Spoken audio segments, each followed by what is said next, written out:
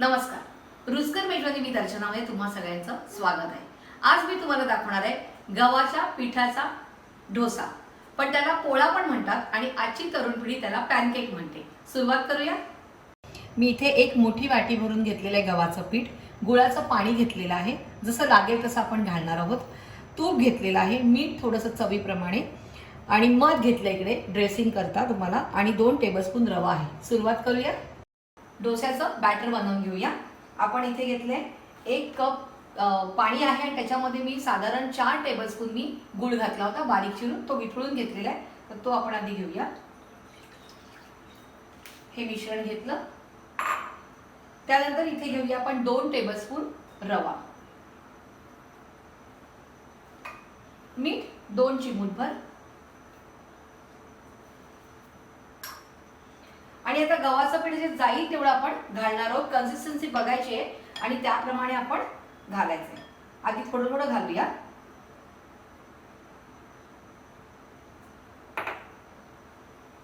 Mix करायच्या, गुठळ्या अजिबात राहून द्यायच्या नाहीये त्याला,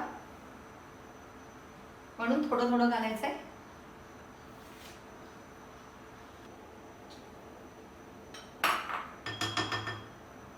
पुन्हा मिक्स करून घेऊया छान। अशा प्रकारे कन्सिस्टन्सी आपल्याला पाहिजे, अशी पटकन असं ते खाली पडलं पाहिजे चमच्यातून। आता आपण काय करूया, हे डोसे जे आहे ते करायला घेऊया। मी गॅस ऑलरेडी चालू केलेला आहे आणि तो सिमवर ठेवलेला आहे, आणि फ्राय पॅन घेतलेला आहे, तुम्ही तवा पण घेऊ शकतात। आणि अजून तुम्हाला ह्याच्यामध्ये जर घालायचं असेल तर तुम्ही 1/4 टीस्पून सोडा बायकार पण घालू शकतात। अजून तुम्हाला तुमचा तो जो डोसा आहे तो अजून हलका होईल, पण मी घातलेला नाहीये। आता आपण करायला घेऊया। साजूक तूप घ्यायचं, सगळीकडे पसरून घेऊया।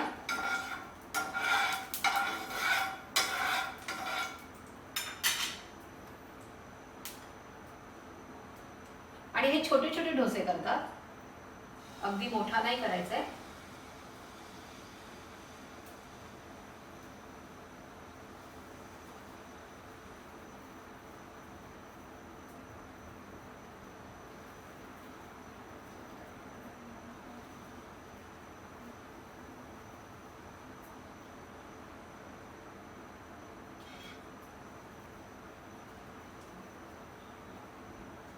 याच्यावर आपण झाकण ठेवूया आणि दोन्ही साइडने छान गोल्डन ब्राउन होऊन द्यायचे।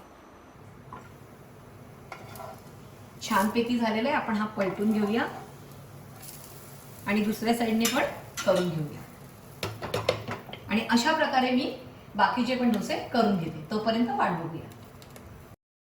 गरमागरम गव्हाच्या पिठाचा गोड डोसा तयार आहे। तुम्ही हा करून बघायचा आहे, मला कमेंट्समध्ये कळवायचं आहे, आणि रुचकर मेजवानीला लाईक, शेअर आणि सबस्क्राईब करायचं आहे।